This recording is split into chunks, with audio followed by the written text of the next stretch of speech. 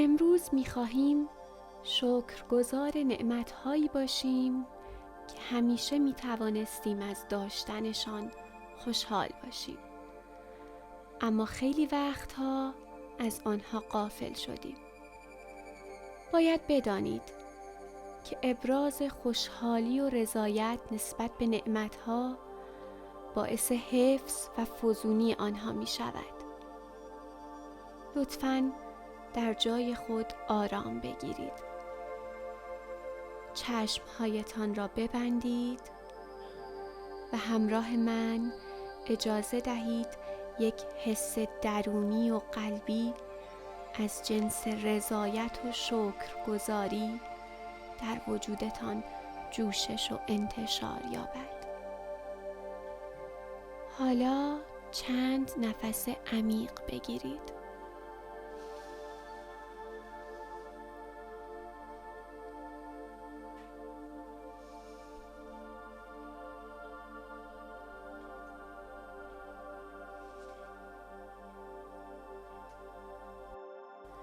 از اینکه فرصت دوباره‌ای برای چشم گشودن و زیستن به من داده شده، از صمیم قلب احساس خوشنودی و رضایت می‌کنم.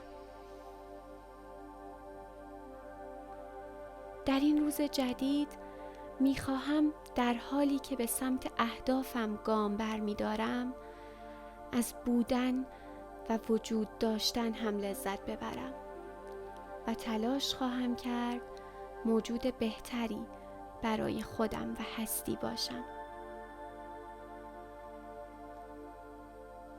آگاه به این هستم که عمر من در حال گذر است و باید در همین فرصت باقی مانده زندگی را بهتر تجربه و درک کنم.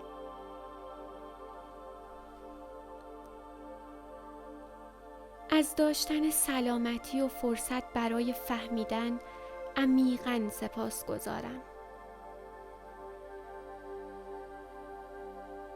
من از وجود عزیزانم در زندگیم بسیار شکرگزار هستم و سعی می کنم دوستی های عمیق تری را با خودم و همه موجودات برقرار کنم.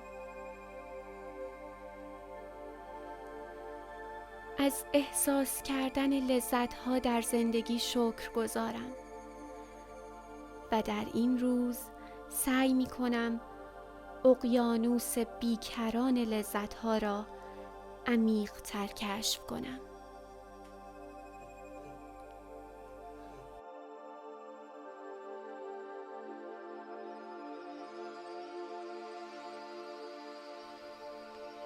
چند نفس عمیق دیگر بگیرید.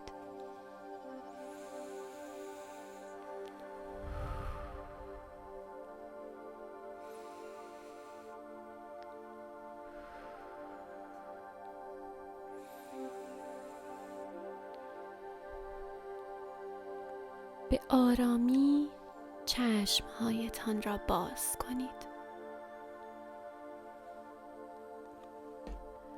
امیدوارم این شکرگزاری برایتان پرثمر باشد. این بذر آگاهی که همکنون در دل شما کاشته شده، نیازمند رسیدگی و آبیاری روزانه می باشد.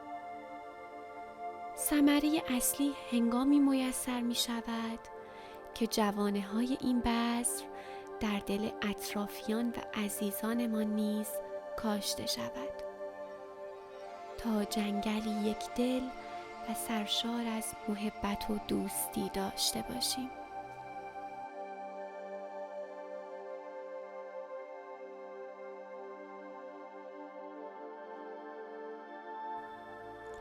چنانچه این محتوا مورد پسند شماست، کانال یوتیوب بشنوید را دنبال کنید.